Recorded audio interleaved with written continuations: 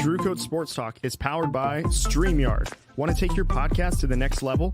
Use StreamYard. It's the easiest way to record, stream, or produce high-quality episodes, whether you're solo or with guests.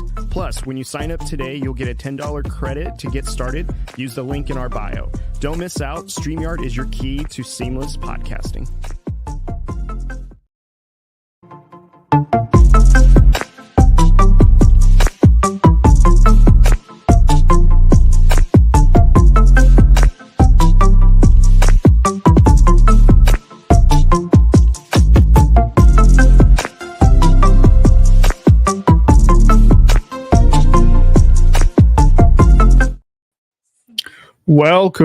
Welcome to Drew Code Sports Talk. I am your host, Cody, here, where we talk about live sports and everything in between. Man, did we just have a wild week one to the NFL season. Cannot believe of all the drama, parody, quarterback play, defense, scoring, you name it. Very, very entertaining week one for sure. I for sure got a full episode for you guys. It's just me tonight for you. I'm doing this post 49ers and Jets game. We'll definitely get into that throughout the show. But before we get started, do me a favor, go ahead and subscribe to the YouTube channel. All that stuff is listed down below. And don't forget to follow us on social media. We are on Instagram, TikTok, Facebook, Twitter, Threads. You name it, we're probably on it. I don't want to say we're blowing up on Instagram, but there was a video that was going around of one of my bold predictions for Caleb Williams, which looks great right about now, which I will say. It's definitely making its rounds, and I am hearing it from everybody. So if you guys could do all that, just subscribe to the podcast, subscribe to the YouTube channel, follow us on Instagram and social media and all that stuff like I mentioned, that'd be fantastic.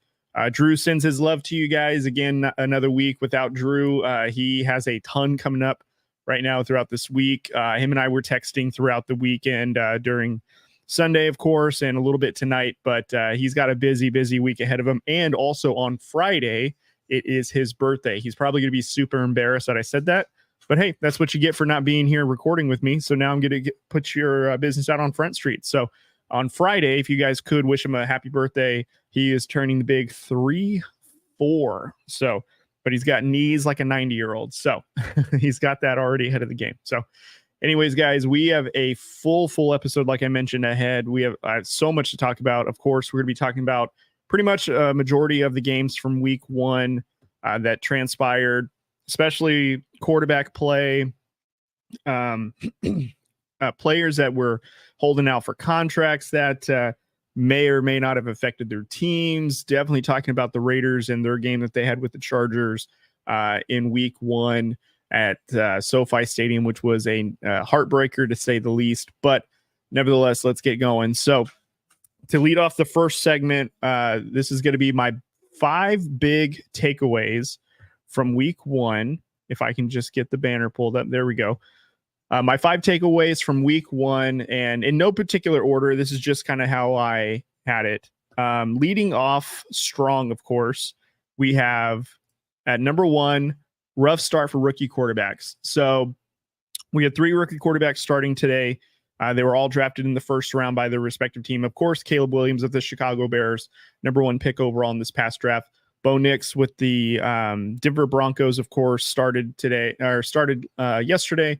Jayden Daniels, of course, with the Commanders. So Caleb Williams' stat line was completed 14 passes out of 29 attempts, and he only had 93 yards of passing yardage, which is not great. Under 100 is rough, although his team did come away with a victory against the Titans, which the other 2 rookies can't say the same for their respective games. Bo Nix threw the ball 42 times, completed only 26 passes for 138 yards and 2 interceptions, and a loss to the Seahawks. I think the Broncos were up for a little bit throughout the game, and then they lost the lead. So that was, I don't want to say a heartbreaker for that one, but, Seahawks, of course, in Seattle are almost unstoppable. So not a big surprise there that the Broncos couldn't win that game. And then you got Jayden Daniels, who probably had the best rookie outing of the bunch. He completed 14 passes out of 24 attempts for 184 yards. He had 16 carries, 88 yards on the ground, 2 rushing touchdowns, no passing touchdowns. They did lose to the Bucs 37-20.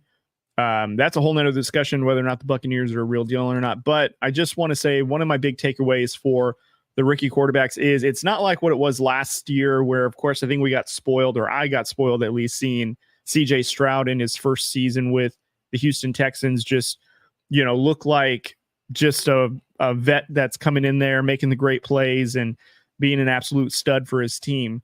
I think there's a lot of expectations, of course, for these rookie quarterbacks. And of course, every year us as NFL fans get really, really accustomed to new things. Like before, it was when a young quarterback gets drafted, especially a first round draft pick, maybe in the number 1 overall pick, maybe they sit, maybe they don't start immediately, just so that way they can get used to the speed of the NFL. And then I think over the course of the last 10 years, I'd say the NFL teams have become more boldened to start their rookie quarterbacks to kind of see what they have immediately. Sure, they'll have a veteran that's probably, competing with them in training camp for either the number one spot on the depth chart for quarterbacks, or, maybe they're actually brought in to be the starter and the rookies just got to back them up so they can learn under them.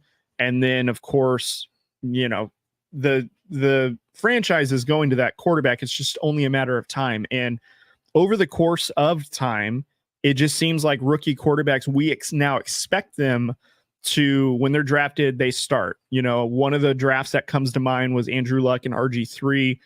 They both started immediately for their respective franchises that drafted them. They both made immediate impacts. Neither one of them, though, had very long careers. You have players like Joe Burrow, who was drafted, of course, first overall in his rookie season, was, could have been better, was okay. A lot of question marks behind him, whether or not he was going to be able to hang. And then he got used to the speed of the game. I think Josh Allen, he was thrusted in his first year, and he was really, really raw. And then over time and working out his mechanics and coaching, of course, it made him the player he is today. Patrick Mahomes, he had a rookie season. I think he only played 1 game as a rookie for the Chiefs. But, of course, his true season or career starts at season 2 for him, where he just didn't turn in. He just showed everyone who he really was from the start. And so I say all that to say is, sometimes I think us as NFL fans have high expectations for these rookie quarterbacks that come out. And, especially hearing that Caleb Williams, and I'm going to put myself out on Front Street about this too, because of course I had a bold prediction last week where I still believe, and I will stand on this just because it's only the first week of the NFL season. So why wouldn't I still be confident in this, where I just believe, and again, it's the weapons, it's the defense around Caleb Williams, that he could potentially be an MVP candidate, not a winner, a candidate. And again, top 3 is what I'm thinking, top 5, a candidate nonetheless, in my opinion, where I believe as long as he has great games where he helps his team win and they produce more wins than they did last year, become a legit wild card or playoff threat, I don't see why Caleb Williams isn't going to be thought of as a MVP candidate. Heck, Dak Prescott, ironically enough, of the Dallas Cowboys during, I believe it was his rookie season. I believe it was his rookie season, was helping the Cowboys win. And this is with a young Ezekiel Elliott. And there was questions whether or not Dak Prescott was an MVP candidate because of what he was doing, even though Zeke was having, I think at that year, it was his all pro year or whatnot, where he, did very, very well on the ground rushing, and that, Cowboys offense was very, very good with Dak Prescott now airing the ball out a little bit more. Ezekiel Elliott bringing just a different flair. I think at the time they still had Des Bryant. So I say all that to say that I don't think that my bold prediction is too far-fetched, but I will say not a great first game for Caleb Williams. I'll be the first one to say it is week 1 though. So I do want to taper expectations a little bit. Like if we thought that he was going to throw for 300 yards, probably not, but did we think that he was going to throw for under 100? I did not. I will admit that. But, Caleb Williams for sure being the number 1 pick, being touted as probably one of the best quarterback talents to come out of college, supposedly. It seems like every year there's a quarterback that's graded higher than the last one in history. So, for what it's worth, that's what it sounds like to me. But, Caleb Williams, of course, has a ton of expectations. Should they be tapered? Maybe, but it makes it tough when you have a quarterback that's got this much talent, and not only arm talent does this quarterback possess, but he has a bunch of weapons at his disposal, and also a defense that is very, very good. In fact, won them the game, ironically enough. So I think Caleb Williams just needs to adapt and get used to the speed of the game. He probably needs to, as much fun as it is to see him kind of be a little out there and a little wild, probably best if he reins it in a little bit and just plays a little bit more under control. Then it'd probably be better results. Bo Nix, Bo Nix, I think, is a fine quarterback. I know, like I said last week, if the Raiders had drafted him, I wouldn't be mad at it. To be truthful, it'd probably be an upgrade from what we have right now. But, Bo Nix, and I think, too, just being in Seattle, which is a hostile environment, there's no doubt that Bo Nix can throw the ball. Some questions I would have is the scheme, the speed of the game. Can he keep up with it? And how is he processing information? He 2 interceptions against Seattle. It's bound to happen. I mean, they are tough at home. Also he's getting familiar with Sean Payton's complicated offense. So I'm imagining that Bo Nix needs some time to adapt to the NFL, and that's what it is.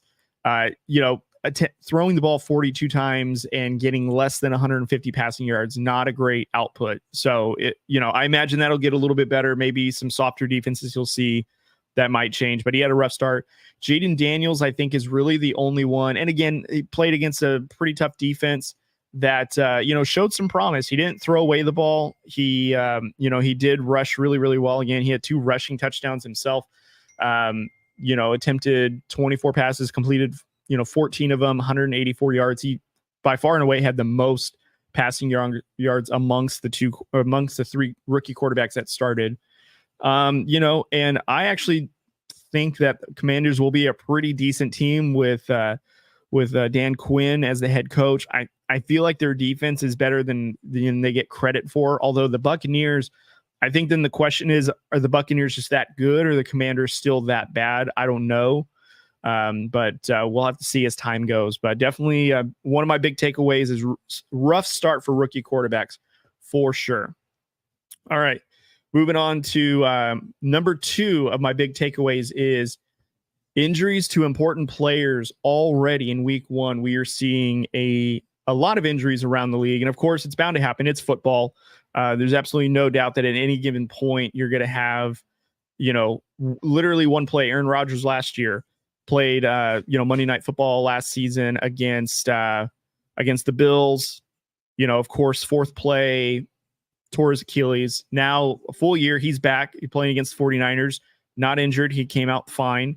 Christian McCaffrey, though, late scratch to the start. So if you were a fantasy owner of him, I'm sure you guys were all panicking at the last minute to put in, I think his name is Jordan Mason, for, the backup for San Francisco.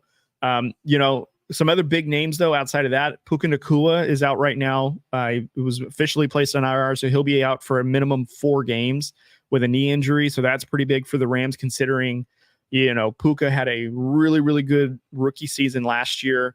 There's a lot of reports coming out of Rams camp that, they were looking like that offensive juggernaut that they were just a few years ago when they won the Super Bowl. And they did look like that. We'll talk about that more a little bit later, but they absolutely look like that. So to have Puka go down is not great.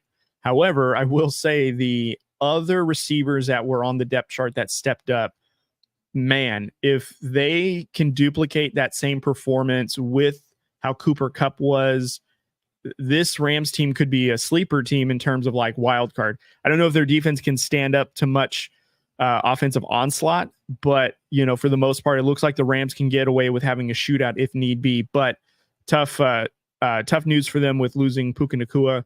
Of course, another big one, one's huge, is Jordan Love, sprained knee, and this was on Friday Night Football, I suppose, but this was in the Eagles versus the Packers game in Brazil. Reportedly, he's out for 2 to 4 weeks. We'll see. It sounds like it's an MCL sprain from the reports I saw. I don't know what the timeline is for it. From my time that I've watched football, that I've seen any sort of knee sprain injury, depending on the severity of it, usually is on the higher side of 4 weeks, possibly 5 weeks. So, could the Packers maintain, their could they tread water, so to speak, for 4 weeks? Probably. It depends on how Malik Willis, how up to date he is with the offense. I believe he just got traded there just before the end of preseason. So he hasn't spent a whole lot of time in that offensive playbook, but I imagine Matt LaFleur would do everything he can to get him prepared, maybe come up with a very simple game plan. He's got enough weapons to where it should work, that defense, as long as they, can get stops and give him multiple opportunities. But this is just what makes it tough with Malik Willis is, the Titans didn't believe in him, and maybe Willis has something inside of him that we don't realize. But if the Packers can just tread water, they have a chance to get back Jordan Love and not lose too much ground. But it's definitely sad to see, especially Jordan Love getting injured like in the final seconds of the game. That's rough to see. So, hopefully he has a speedy recovery and comes back soon, because he is becoming like a favorite amongst the NFL. And I hope to see him soon. He's a good player. So, David Njoku from the Browns, reportedly with an ankle sprain. They don't know if it's a high or a low one. He's considered week to week right now with the Browns. I think that's the least of their problems right now, and I'll get into that almost in a couple of takeaways pretty soon. Derrick Brown, a defensive tackle of the Panthers, reportedly might have a torn meniscus, and he's out reportedly for the rest of the season. That's pretty big for the Panthers, considering they're probably the worst team in the NFL, and their only shining light that they had was a average defense, and to lose probably their defensive star, that's not great. So it's going to be a long season for the Panthers. For anyone playing fantasy football, whatever team plays the Panthers, pick them up and start them in your defensive lineup. Probably going to get enough points to win your league that week. So, and then final one is Odunze from the Bears. Reported knee injury. There is no timeline to when he'll be out. Reportedly, there's going to be an MRI on his knee to find out the severity of it and how long he's out. And that's tough because he's a rookie receiver that was supposed to build a pretty good rapport with Caleb Williams. Although Caleb Williams still has a ton of weapons with Keenan Allen and DJ Moore, also with DeAndre Swift. So I imagine they'll probably still have a pretty good offense, but Odunze is a really, really, really good wide receiver that has a lot of upside and could potentially still be, a number one or at least a number two option on this team in terms of receiver with how talented he is. So we'll see. So third takeaway from week 1 of the NFL season is slow starts to quarterbacks who are returning from injury. So, of course, as everyone knows, last season there was a bunch of starting quarterbacks that had season-ending injuries. And not only did it affect the landscape of the NFL for most, and I know for me, affected your fantasy football lineups. And of course, we wanted to see how they looked back. Everyone essentially is as healthy as they're going to get before the start of the season. And, to see like where everyone is at, especially with the whole offseason. Some of them are getting new coaches. Some of them are changing teams altogether. Some of them have now been in the same organization now for a full offseason and, are coming into it. So to see what they look like now, Joe Burrow is coming back from a torn ligament in his wrist. He went 21 for 29 for 164 yards. He was sacked 3 times. So tells me that the Bengals still don't have an offensive line to protect him. Not the greatest stat line. I will say, though, just to continue on the whole quarterback thing, this week 1 looked like defenses absolutely shut down offenses. Now, there are some games that had some pretty high scoring outputs. Eagles and Packers come to mind. But for the most part, there wasn't too many like crazy large scores that, I don't want to say we're used to seeing, but, I would say for what we've been experiencing with how offenses are, how high powered they are, for the most part, it was pretty tame. Buccaneers, of course, scored 37 points. So maybe there's that, of course, you can point to the Saints putting 47 on the Panthers, but I mean, that's also the Panthers. So, I mean, the Dolphins put 70 on the Broncos last season. It just could be that that team's just a poor defensive team and every team is going to score a bunch of points on them. But, week one, you can definitely see that defenses were ready to go. So, Joe Burrow coming back from a torn ligament in his wrist. Okay game. Kirk Cousins here coming back from an Achilles, his first game back. Excuse me. Kirk Cousins coming back from an Achilles injury that he suffered when he was a Minnesota Viking, now as an Atlanta Falcon. This was a game that I watched that he had against the Steelers, and he was uncomfortable the entire time. He went 16 for 26, 155 yards. He had a touchdown, 2 interceptions. He was sacked only once. Another big thing in this, though, is that he was actually strip sacked like 3 times during this game, but 2 of them were called back for penalties to where it negated the play. And then what ended up happening is there was essentially TJ Watt, sacked Kirk Cousins to end the game, essentially when the Falcons were driving into enemy territory.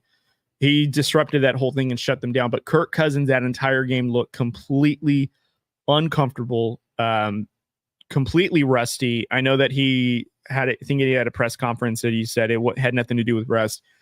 If not rust, then he is definitely not mentally ready to be back on the field yet. I'm sure it is something that he is wrestling with to see, trusting that he won't get injured again or won't re-injure his Achilles.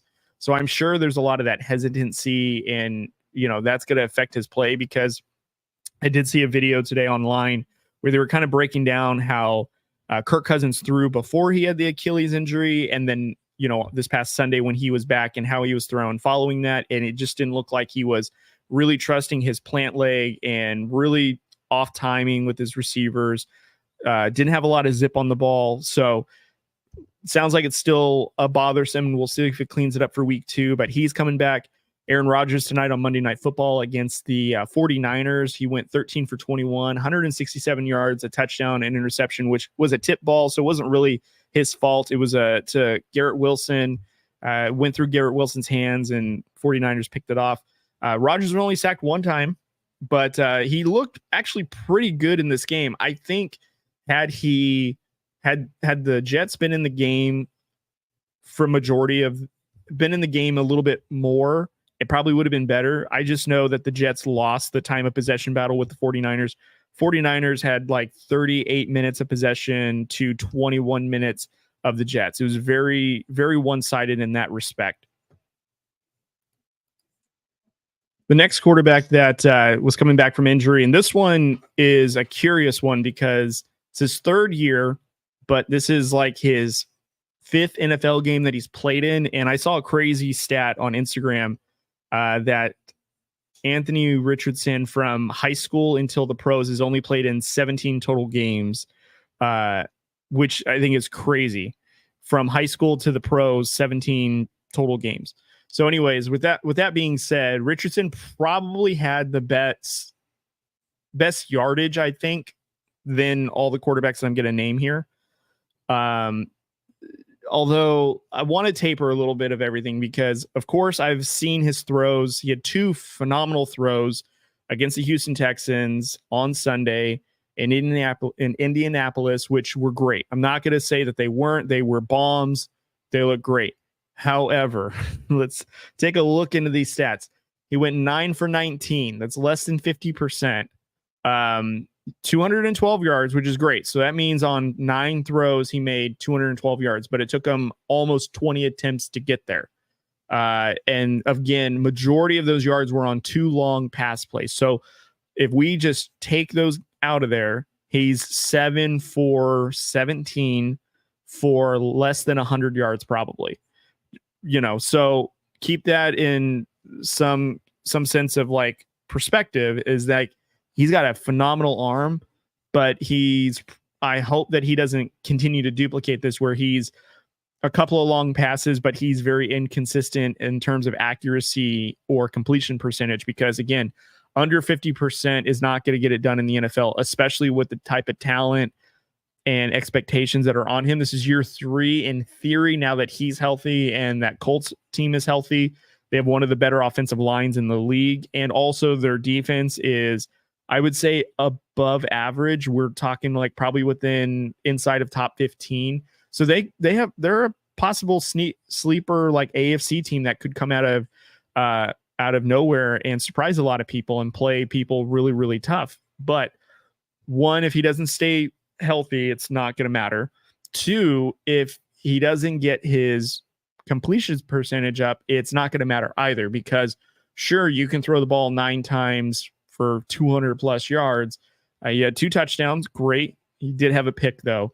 And he was moving great with his legs. But again, the thing I want to really drive home is, the completion percentage and the quality of just making sure like you're putting your team in the most effective way. You don't have to be the flashiest quarterback to be the most effective. It's great that he has a phenomenal arm. It's great that he can take the top off on a defense. Probably not needed every single time. Also to like play calling. Hopefully the play calling is good enough to where it puts him in a line of success. Luckily, the head coach of the team, Shane Steichen, is obviously I think he's the former offensive coordinator for the Eagles when Jalen Hurts had his MVP season. So, he's definitely going to know how to put his quarterback in a position to succeed. Can Richardson stay healthy? Could he just make sure that he does a better job at, completing passes, I think is a big thing. And Richardson could be a very dangerous weapon, but, that's a quarterback that's off to a slow start. He was coming off of a shoulder injury, excuse me. Another quarterback that was coming back from a shoulder injury was Deshaun Watson. 24 of 45, 169 yards, 1 touchdown, 2 interceptions, sacked 6 times. We can probably say that part of this is because he went against the Cowboys defense, Micah Parsons. They are a very rough defense. They are going to get after you. When they pressure you, they have enough. Their secondary is able to capitalize on your mistakes, which in fact that they did. Another thing too, though, is just Deshaun Watson is not a good football player anymore. Ever since he left Houston and all of the legal trouble that he got into and the serious allegations that went against him, and ever since he went to the Browns, I have seen maybe 2 games where he has been productive. And I don't mean like Deshaun Watson from Houston Texans productive. I mean like, okay, maybe you can be the 3rd string quarterback on a team somewhere in the NFL or on a practice squad like that. Okay. It's saddened at the same time as like,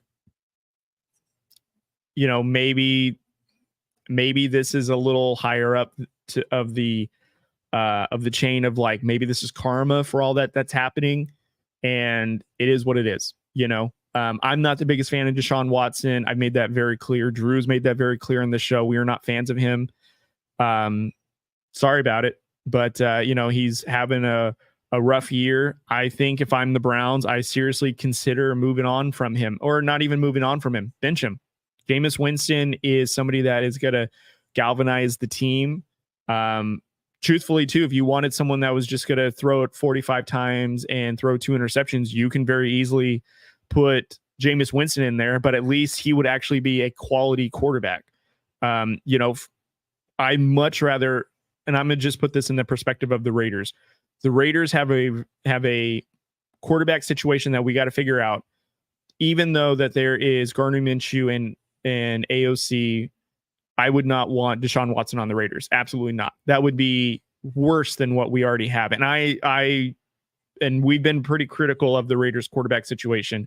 It's not bad enough for me to say, oh, we should have Deshaun Watson. I'd much rather have Jameis Winston on my team than Aiden O'Connell or Gardner Minshew, and well before Deshaun Watson. So Deshaun Watson coming back from a shoulder injury, had a very bad game against a very good team. Will he get over it? I don't know. If history tells us anything, it's probably not. He's not the Deshaun Watson of before. He's a shell of himself. He's worse than a shell of himself, because a shell of himself would be respectful, productive starting quarterback. He doesn't even look like that. So anyways, that's my third big takeaway from week 1. Takeaway number 4, contract years affecting teams.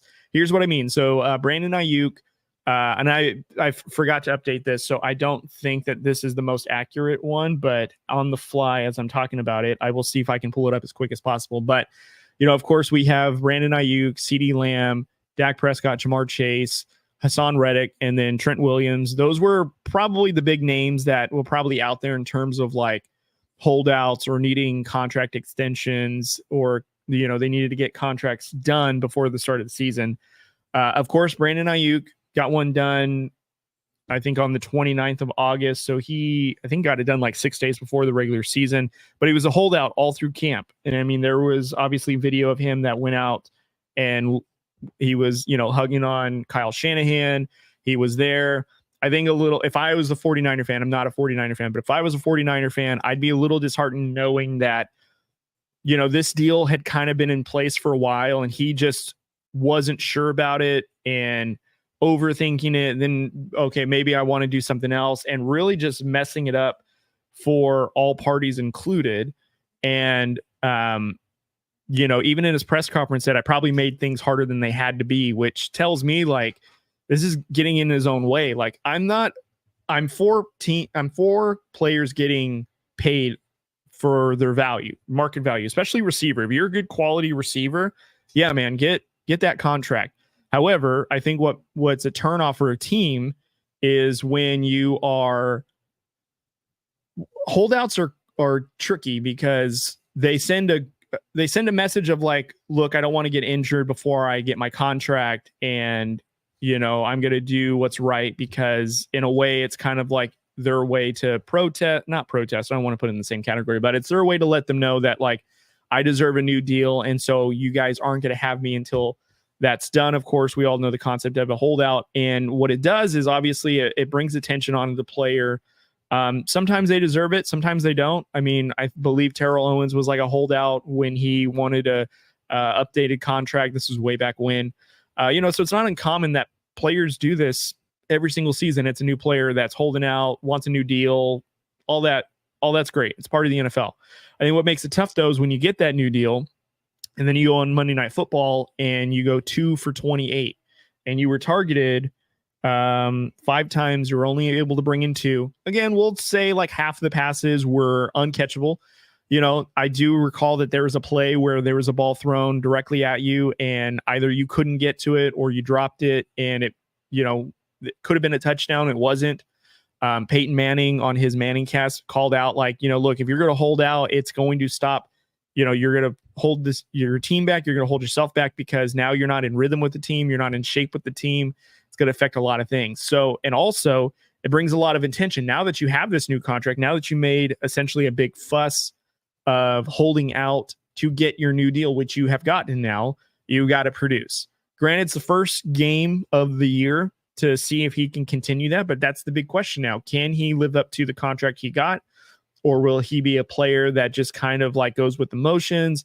Was all that fussing worth it? So, that's a big question. CeeDee Lamb was a player that, held out throughout majority of camp. And then Jerry Jones, of course, was re-signing him. He had 5 receptions for 61 yards. They didn't have a touchdown, but CeeDee Lamb was very effective. He was able to come back in training camp. It looks like in enough time to get integrated with the team. Dak Prescott, who did not hold out, he did participate in all of camp, which goes to show the character of him. Although it was because he did have another year left on his current deal, so there was no really big reason to hold out. It wasn't like he played the extension of his contract. But anyways, he did get 4 new years on a new deal. I think it's $230 million of them guaranteed out of a $240 deal itself. So that was great. Dak Prescott himself went 19 for 32, 179 yards and a touchdown. It wasn't super great there, although the Cowboys were running the ball really well. So Dak Prescott didn't need to throw the ball all over the field, but he was still able to find CeeDee Lamb. That offense looked, okay for the most part against the Browns. So not a true test or anything like that, but it was good. They went again. It's a good defense, and they did well. Jamar Chase, I think, is the one that's probably the most surprising to me. He did not get a new deal come the start of the season, and I'm not sure if it's his side that wouldn't agree to it or the Bengals or whatnot. I think it's concerning. I think there's no doubt Jamar Chase is probably one of the top 3 receivers in the NFL today, probably top 2. Some argument would be that he, is probably better than Justin Jefferson. A lot of people would say Justin Jefferson is better, but no doubt that when you speak of one or the other, they're both in the same conversation. So I'm surprised that the Bengals didn't re-sign him before the start of the season. I don't know if Jamar Chase wants to reset the quarterback market by that much, but let's be honest, it's always going to be reset.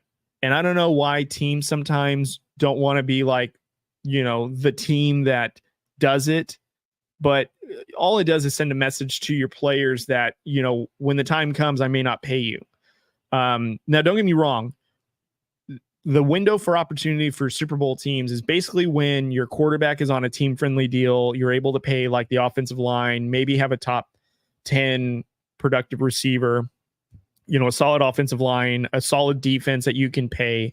And it's really hard to do that when you have a lot of your salary cap allocated to like 3 primary positions, quarterback, receiver, and maybe a defensive tackle or an offensive lineman. So it's really hard when, a lot of your cap space is divided up into those limited spaces. So of course, for example, Tom Brady taking a team-friendly deal was able to spread it around and pay good players to stay so that way they can win multiple Super Bowls. And there's nothing wrong with that as well, but there's also nothing wrong with getting what you believe you've earned and what your market says. So, Dak Prescott getting $60 million. I know the Cowboys didn't want to pay that, but look, the market's going to be $60 million whether you like it or not. So you can either do it or someone will do it for you.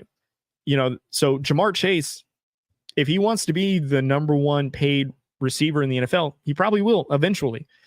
I was thinking it was going to be before the start of this season, but that's fine if it's not. I mean, I'm not the Bengals, but you can see the hurt in Jamar Chase. Like, I think he's earned it as well, and he believes he's earned it. I don't think there's anything wrong with stating that, but Jamar Chase still playing out now on the final year of his rookie deal on essentially nothing. And I think next season the team can franchise tag him, which is another year of where he could just be playing on another contract type of year. But I don't think it'll get to that point. But nevertheless, though, Jamar Chase did come back. I think he missed a majority of the camp and all of preseason, and he came into the game. He went 6 receptions, 62 yards. Pretty good game. No deal, as I mentioned. This last one I kind of threw in there just because I had heard about this, but I was trying to do a little bit more digging while I was preparing for the show. And I remember that Hassan Reddick had been traded to the Jets. And I don't know why, for some reason, I thought, Hassan Reddick has played for the Jets for a couple of games at least. So I'm looking for stats and how many games he's played and all that. He hasn't. And it's like, wait, the Jets traded him for a 3rd-round pick to the Eagles on March 29th of this year, which means the offseason for the NFL, or technically the new league year, had started. And they traded for Hassan Reddick. And from what I've heard, and this is from Schefter and some other NFL reporters, is that Hassan Reddick had basically told the Eagles that he wants a new deal. And when the Jets called to find out if he's available and he said, I'm just looking for a new deal, there was kind of like a mutual understanding of this is what I'm looking for. And then the Jets bring him in, are not going to give him a new deal, expect him to play out the current deal that they essentially taken from the Eagles. And then Hassan Reddick was like, I had told you guys that I was not playing on this current deal. I want a new deal. And this is where the holdout had begun, or at least from my understanding, what's caused it. And I find this kind of funny. This is like the most Jets thing I've ever heard of. They trade for a guy for a 3rd-round pick. I'm going to assume his representatives have made it clear to the Jets of what he wanted from them. And to hear them kind of act like they don't have no idea, or that, Hassan Reddick is making kind of outrageous demands, I found that kind of hard to believe. I'm pretty sure with how things are today, I would definitely believe that the player had expressed that he needs a new deal before he's going to come. So if you guys are going to make that new deal happen, I'll agree to come. But it doesn't sound like that is going to happen from the Jets side. So now Hassan Reddick, who hasn't played a down for the Jets, is a holdout. And, the Jets could really use an additional defensive pass rusher, and they're not going to have one because I don't see this situation letting up. What's probably going to happen is they're going to let him sit out the whole year, and he's going to cost himself, I think it's like $80,000 per game or whatnot. So, 80,000 times 17, that's like $500,000. I think he's going to lose out, or something larger than that. So, not including fines of missing practices or other team activities or whatnot. So that's crazy. Go Jets, I guess. I don't know where to end from there, but that's kind of crazy. So that's takeaway number 4. Takeaway number 5 is teams that we're not sure are good, but their opponents, or are their opponents that bad? And I had about 3 games that come to mind when we were talking about this. And I got kind of this idea from Drew because he had sent me I was asking for his takeaways from NFL week 1, and kind of mentioned about, the Bengals losing to the Patriots. Is it the Patriots that good, or the Bengals that bad, or, is it the offensive line that affected it? So a lot of kind of questions, and it kind of made me wonder, with games like the Patriots beating the Bengals, we can all agree was kind of surprising, because coming into the season, we can all probably unanimously agree that we don't think the Patriots are a playoff team. And even Patriots fans are probably saying, yeah, it's not our year. We're kind of sailing on this year. We got Drake May. We have a rookie head coach. We got to see how it all goes. We're probably not going to get in the playoffs, probably not going to be competitive. That's fine with us. We're in a rebuild or whatnot. So to see them come out week 1 and beat an AFC challenger like the Bengals, who have been in the playoffs, not this past season, but previous seasons, have been to the Super Bowl, lost, of course, but have essentially, a top AFC team that is in conversations to advance into either the wild card or the playoffs, or be an AFC team representative in the Super Bowl, to see the Patriots beat them. So a couple of things, and these all could be true unanimously or simultaneously, which the Patriots have a good defense, very get after it kind of defense. And obviously, as we know, when you pressure Joe Burrow and you don't give him time, that in that pocket collapse, he's not going to be able to get the ball out. And that's how you neutralize the Bengals, more or less. Although the Bengals doesn't look like that they have done anything to address their offensive line. It's still bad. I'm sure that they've made a couple of offseason signings for the O-line, and I believe that they drafted somebody, but it doesn't seem like they're gelling enough, and it's still the same old story with the Bengals. Poor offensive line, which cost them the Super Bowl when they went against the Chiefs that year. Still the same story. Also, again, Joe Burrow's coming back from a torn ligament in his wrist, so he's still getting up to speed with the game, and the Bengals are notorious for slow starts in the season, and then they kind of like pick it up.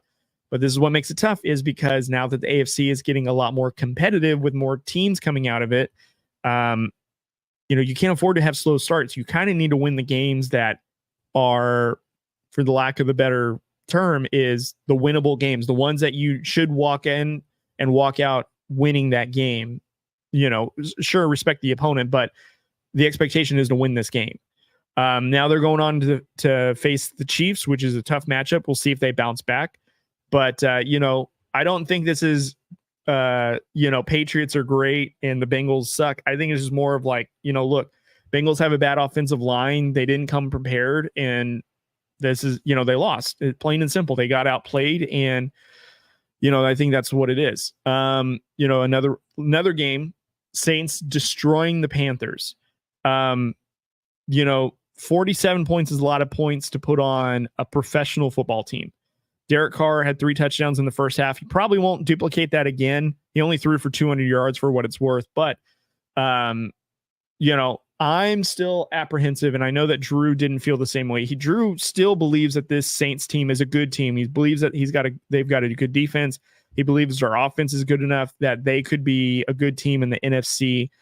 I said last week, I don't know how I feel about the Saints. The Saints feel like a team to me that, obviously, as I mentioned, this is Dennis Allen's I think this is his last year as their head coach. He's probably, if they don't have any sort of success, he's probably out of there. I have a feeling that defense is a good defense, but I have a feeling that they're going to go through their woes where they're going to be taken advantage of. I feel like that their offense, when it goes up against a quality defense, is going to sputter to where there's going to be a lot of finger pointing, a lot of frustration. And I even said, and maybe I should have made this one of my bold predictions, that I would not be surprised if this is the year where the Saints, have an underperforming season. I don't know, like maybe an 8-9 team.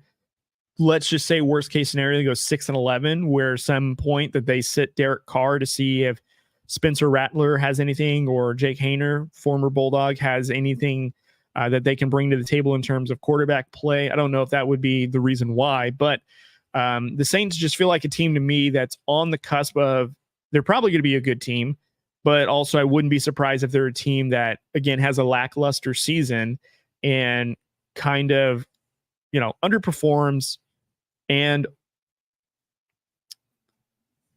misses the playoffs.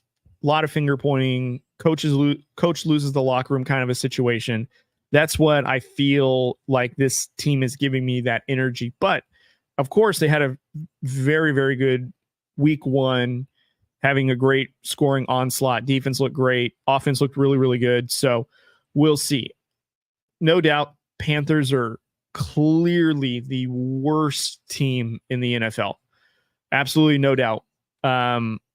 Really no positive to take away. I felt bad. I was saying that Bryce Young is probably a player that would do pretty well in his second year.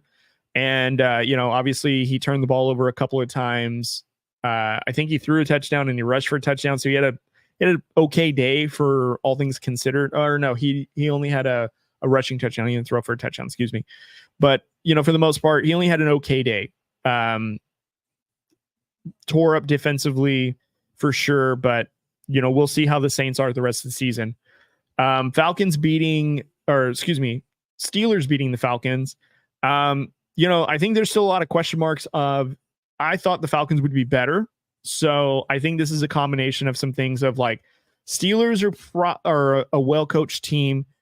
And I actually think that Justin Fields is pretty good in this offense. I think he has a lot more to improve on, but I was actually pretty encouraged for his first start as a Steeler in a new offense, new team. He looked good. I liked it. I mean, he rolled out a little bit, used his legs to get out of trouble. A couple of throws I'm sure he would want back, and errant mistakes, but for the most part, was able to throw the ball down the field. You can tell he had a connection with George Pickens. If I'm the Steelers, I'm riding with that quarterback now. I mean, no fault to Russell Wilson for being injured, but it's kind of like, so sorry, man, but this guy did really well, and I think they should ride it to see how far it goes. And even still, I think Justin Fields is, a good enough quarterback for this team. It's just, he needs to be in an organization that's structured. And not to say that the Bears aren't a great organization, but we can all agree that the Bears have filtered through their share of quarterbacks. So for them to ruin another quarterback is kind of normal. Whereas the Steelers, they are a well-oiled organization and they are going to get the best out of their players. And I think Fields is in the right spot. So I would say Steelers are a good team. And I think that this is a good win for them. Falcons, I think they look bad because Kirk Cousins, but if Kirk Cousins can kind of get things settled down, get back to form, the defense for the Falcons is pretty good. That offense is too talented to be held down to just, I think they only had 10 points that game. So I think this is a combination of, Steelers are a good team. Falcons play bad. We'll see if the Falcons bounce back, but Steelers looking good. Bears defeating the Titans. I think we can all agree that this is the Titans. They beat themselves. Will Levis had an errant interception or fumble, I think it was, where he was trying to get rid of the ball and he should have just gone down, and he turned it over to the Bears, who took it back to the house. Also to a block punt. I think it was a block field goal that got returned also. So the defense for the Bears absolutely showed up. And, I think the Titans have a good defense, which is probably why Caleb Williams struggled, but definitely bad Titans. Bears, I think with how they performed on Sunday, it's to say that they're good. it's questionable. We need to see more, or need to see if this offense can look better. But yeah, bad Titans for sure. That team, that opponent that the Bears played gave them that one for sure. So anyways, guys, that was my 5 takeaways for week 1. That was a pretty long segment, so thank you guys for bearing with it. I'm going to do a quick commercial clip, or a couple of them actually, and then I will be right back. Drew Code Sports Talk is powered by StreamYard. Want to take your podcast to the next level? Use StreamYard. It's the easiest way to record, stream, or produce high-quality episodes, whether you're solo or with guests. Plus, when you sign up today, you'll get a $10 credit to get started. Use the link in our bio. Don't miss out. StreamYard is your key to seamless podcasting. Drew Code Sports Talk is supported by SeatGeek. SeatGeek is your go-to app for tickets, making it super easy to find the best deals. They even rate each ticket deal on a scale of 1 to 10, so you know you're getting your money's worth. And as a special thank you to our listeners, we've got a promo code just for you. Use Drew Code at checkout to get $20 off your first order. That's $20 off your first purchase, whether it's for the game that you've been dying to see or that concert that everybody is talking about. Head over to SeatGeek now, find your perfect seat, and use Drew Code for $20 off your first order. SeatGeek, get your tickets to the action today. All right, welcome back, you guys. Thank you so much again for bearing with me. Man, again, as I mentioned, a lot of stuff happening in week 1, and of course, could not do a Drew Code episode without talking about our Las Vegas Raiders. Very, very tough game to watch. Drew and I basically were texting each other the entire game. And, I went into the game with a lot of high hopes and excitement. And I believe the reason that I had the excitement is I'm curious to see how this offense was going to look. I'm curious to see how our defense would look. I'm curious to see what our Raiders would look like with a full offseason under, the Tom Telesco and Antonio Pierce regime, along with the coaches that they brought in. I was very curious, a lot of excitement, to be honest. And I think the reason why is because we had 2 really bad years season and a half, we'll say, with Josh McDaniels, who was leading the team at the time. And now that we have someone that encompasses the Raiders' attitude, I was really curious to see how we would do. Also, I'm not going to lie, Chargers having Jim Harbaugh come back, not having a lot of great weapons, I didn't feel like. They're starting running backs, J.K. Dobbins and Gus Edwards. They're injury prone. They were injury prone when they were on the Ravens, and now as Greg Roman is now their OC, obviously they were signed with the Chargers in this offseason. And I didn't have high expectations for the Chargers. I know that they have drafted really good offensive linemen, and Joe Alt, who was their first round pick this past draft, no doubt is a great offensive lineman for them and for the future. Last season, of course, they underperformed under Staley. They have great defensive pass rushers that at last season couldn't really get as much pressure. And us as Raiders, of course, the last time that we saw the Chargers, we had obviously scored the most franchise points in the Raiders' history. And ultimately it led to the dismissal of Staley and Tom Telesco at the time. And so, of course, this week 1 matchup, I'm excited because it's a divisional opponent. We play really, really well against them. I want to see how this team looks. So some negatives that I want to get out of the way, and then I'll address the positives. Some negatives are our offense. And I don't want to nitpick every single drive, but I will say, of course, the first drive, we're feeling each other out. It's not the prettiest. We get a couple of rushes here, attempted throws. We punt the ball away. I can live with that. It's fine. Throughout the game, though, you can just see that our play calling could be better. It looked like it was more tamed, reserved, cautious.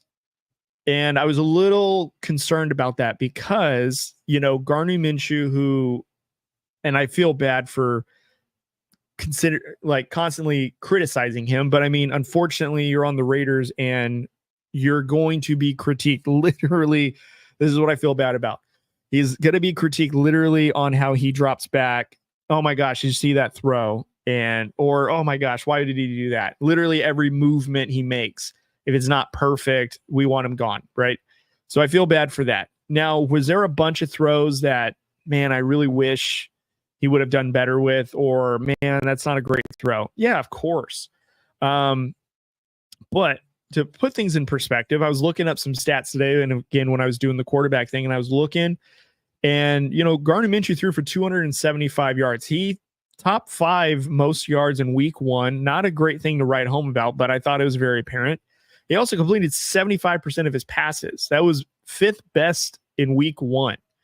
So he didn't play bad. I think what made it tough was the play calling. Again, this is part of the negative. The play calling wasn't great. I felt like some things we could do better, or some of the calls that Luke Getsy could have done could have put us in a better position. I feel like Gardner Minshew should have been rolled out a little bit more, maybe made to be a little bit more mobile to buy him some more time, because after a while that pocket was collapsing. That pass rush for the Chargers is the real deal. You got Khalil Mack and you got Joey Bosa on the other side. You got to hurry up.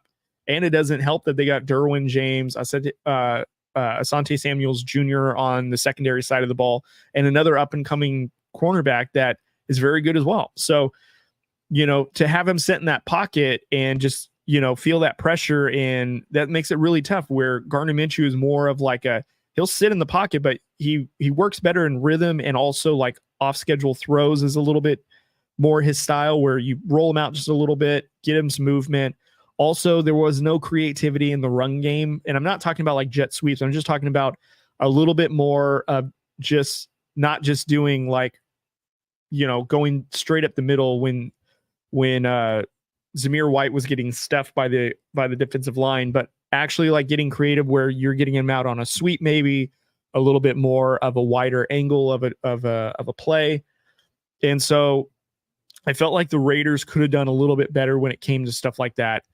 And that was a little bit disappointing to see, is that I was hoping to see that our running offense was better than what it was. It had a few shining bright lights, but again, I wish I can see more. You can definitely tell that Josh Jacobs was sorely missed. Zamir White has a lot of high expectations. He has big shoes to fill. A lot of reports out of camp said that he looks great. He's that player, and chalk it up to maybe this is, this game plan didn't work out. So, we're going to learn from it, move on, and be better about it. A couple of positives though is our defense looks great. Pressured Herbert a lot. It doesn't look like it. We only sacked him one time, but he was uncomfortable for the majority of the first half. Christian Wilkins being there, Max Crosby, that secondary, they actually were covering really, really well. Had the offense been able to not turn the ball over, having an errant fumble from Gardner Minshew to give the Chargers a score didn't help. Zamir White fumbling, I believe it was literally the next possession for the Chargers to then score again. Didn't help. We can't turn the ball over 4 times. I believe the number was 4 times or 3 times. We turned the ball over 3 times. We were sacked 4 times. And all the Chargers did was just play their game. They played a very balanced game. They rushed for more yards than they threw, but they had almost a very even play calling split between run and passing. And the Raiders, you can tell they had to favor the passing a little bit more because they were playing from a deficit for majority of the game. But our defense did everything they could to hold tight and not give up as much as they could. Unfortunately, in the third, and I believe it was the fourth quarters where it really kind of fell apart because, again, we were giving the ball back. We were punting. A questionable call that I'm sure a lot of people want to know. And, it was very telling during the press conference that Antonio Pierce had, where he was asked about why we didn't go for that 4th down call in enemy territory. And I believe there was like 4 minutes left, I think, in the fourth quarter. And, the answer essentially was, the special teams punt team has been pinning them in that territory, and he trusted the defense to get a stop to where they got the ball back essentially in the same position to where we're just going to get it back. But the strategy should be that we can't afford to give up fourth down or give up the ball on this area. So we're going to kick, we'll go for the field goal or we'll punt it. Excuse me, man. It just doesn't seem like something that I thought Antonio Pierce would do. Not that it was the worst decision I've ever heard, but I was kind of saddened because, the phrase that came to mind with Antonio Pierce, with him being essentially the face of the Raiders now, with him being the head coach, is scared money don't make money. And so when you don't go for it on that fourth down, it tells a lot of Raider Nation that you didn't trust your offense. Yes, we can trust the defense, but it's more telling that with how the offense was going, not moving the line of scrimmage the way you needed it to, not being able to get the ball to the open man when needed to. You did not trust your offense. I'm positive that conversations with Luke Getsy with Antonio Pierce are probably really tough right about now. And I'm not calling for anyone to lose their job. I think anyone that does that is kind of foolish. It's week 1. No one's getting fired right now, you guys. So first off, that's that. But secondly, Antonio Pierce, I trust more than anything to right the ship. I'm certain that he's going to look back on that moment and say, man, I wish I would have made a different decision. Now, granted, he did his best to say, look, offense had been struggling.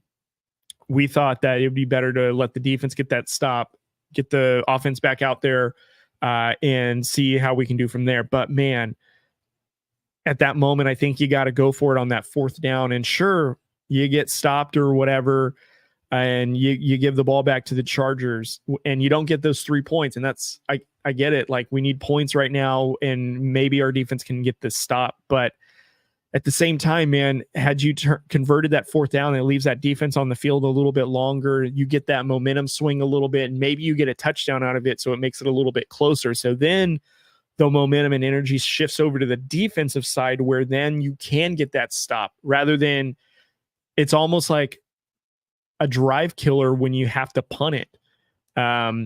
So, man, that was just rough. I'm sure Antonio Pierce is going to look at that, want to change it, and he's not going to want to duplicate that again. And I'm sure he's going to have a hard conversation with Luke Getsy about that play calling, his game planning, and work on that. We need a little bit more from that. And this is one of the things I was apprehensive about when we hired Luke Getsy, was his time with the Bears. Wasn't the greatest offensive coordinator when he was with Justin Fields. And I'm nervous.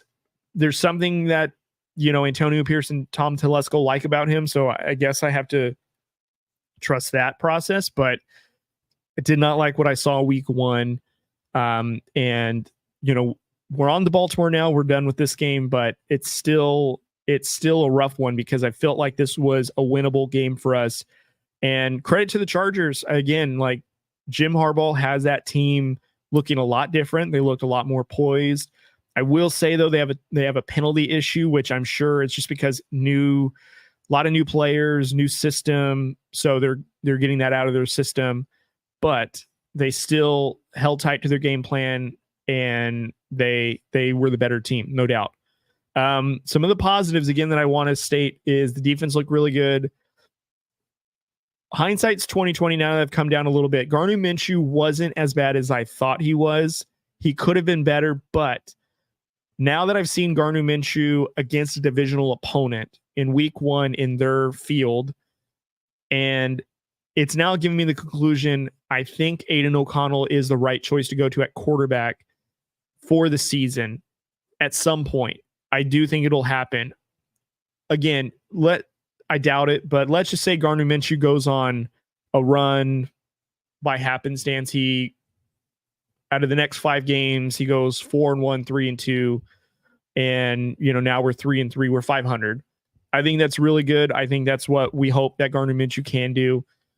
I think what we need to look at is the next 3 weeks. That'll be when it gives us to week 4.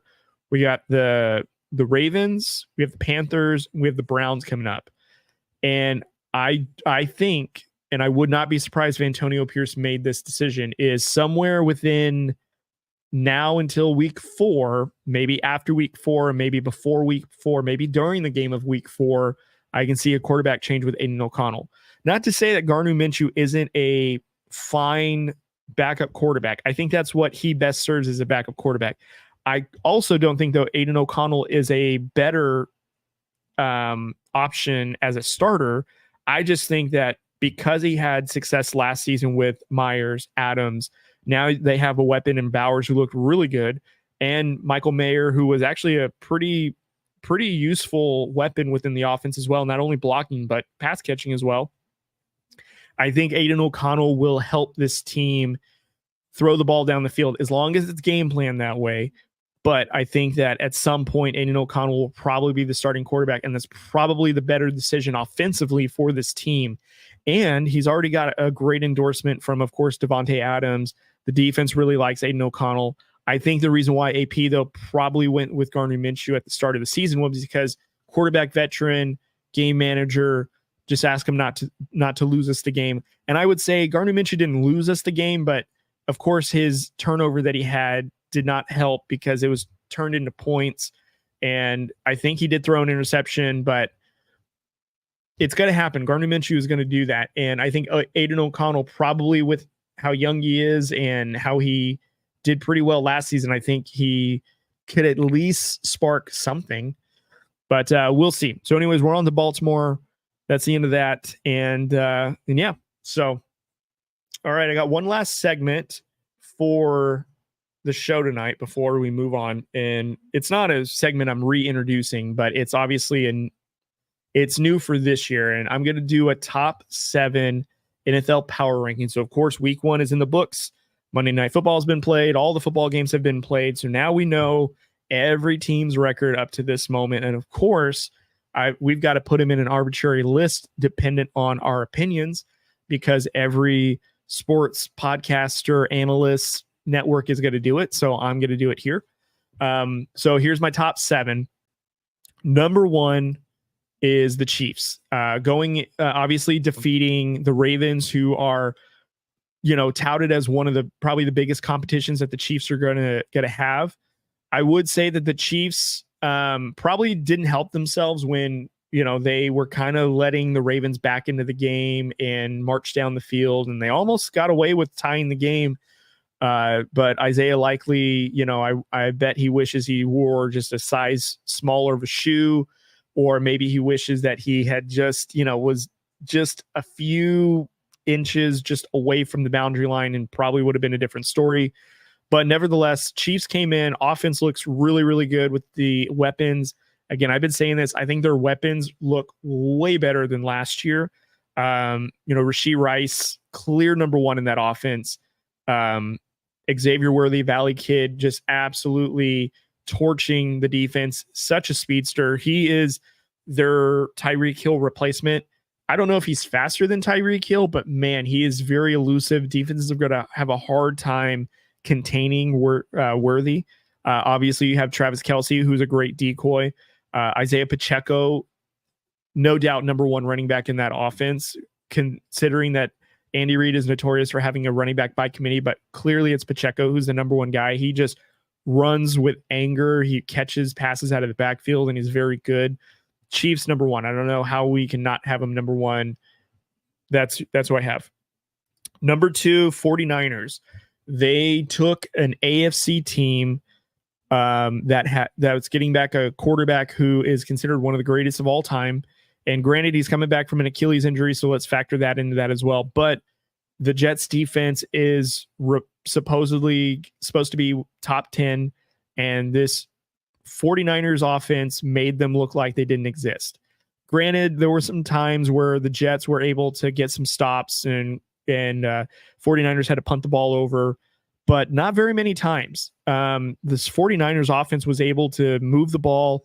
I mean, they literally put in a backup running back because Christian McCaffrey, was unable to go tonight because of a calf injury. And you had a backup running back that was able to get 100+ rushing yards on a defense that's touted as top 5 or top 10, excuse me. That just shows you how much power that the 49ers have at the offensive line to force their will on that. And also their defense made this Jets team very immobile. Like, even though Rodgers was there, he didn't have enough time to throw in the pocket. Receivers weren't able to catch very much, but the 49ers were swarming into the ball. Bryce Hall had a couple of runs where he broke away, but for the most part, he was contained. 49ers played very, very good team defense. And they made the Jets look like that they didn't belong in the field with the 49ers. It was a show. So I got the 49ers number 2. Number 3, I have the Eagles. I think them going, of course, being international waters, not really international waters, they're just in Brazil, but I think them being in Brazil going against Green Bay's Packers team that a lot of analysts are high on. They have the Packers going deep into the playoffs. Some of them even saying that they're going to be either representing the NFC in the Super Bowl or winning the Super Bowl altogether.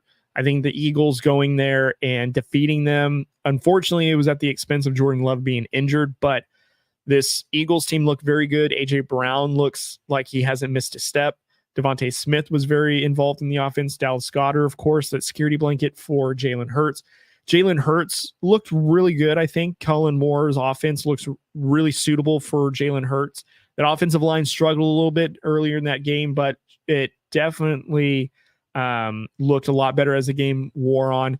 Oh, and this one no-name player that I'm not sure if anyone's heard of, I think it's Saquon Barkley, who had 3 touchdowns in his debut with the Eagles behind, again, a top 5 offensive line in the NFL, looked scary.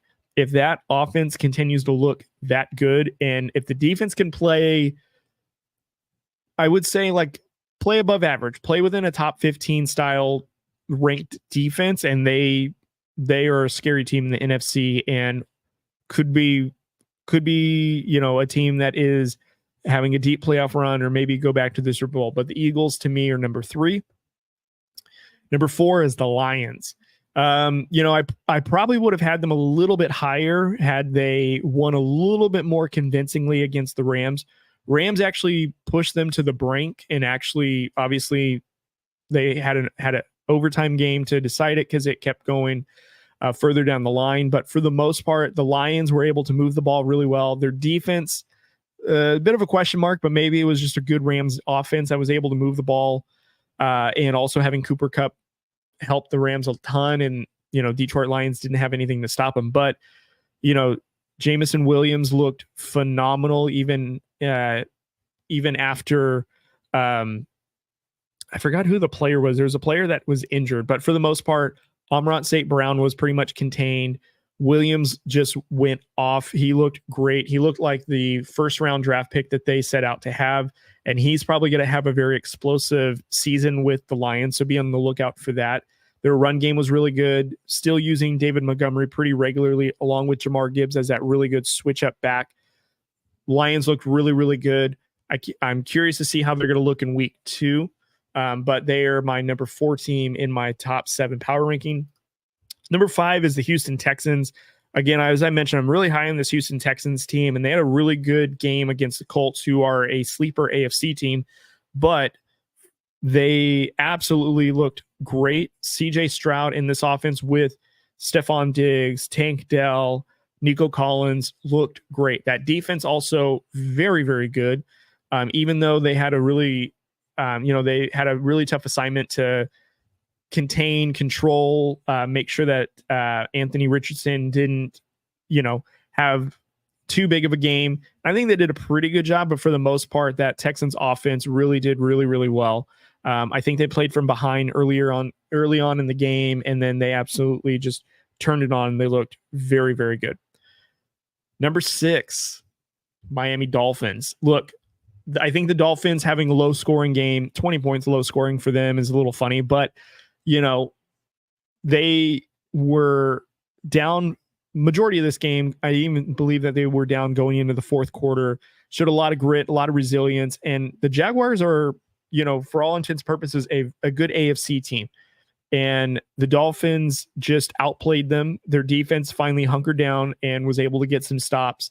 Tyreek Hill, of course, had that 80-yard touchdown and that celebration about what happened earlier in the day, which is unfortunate that took place, but I'm glad that he's okay, and I'm glad that he had a good game, kind of put that behind him.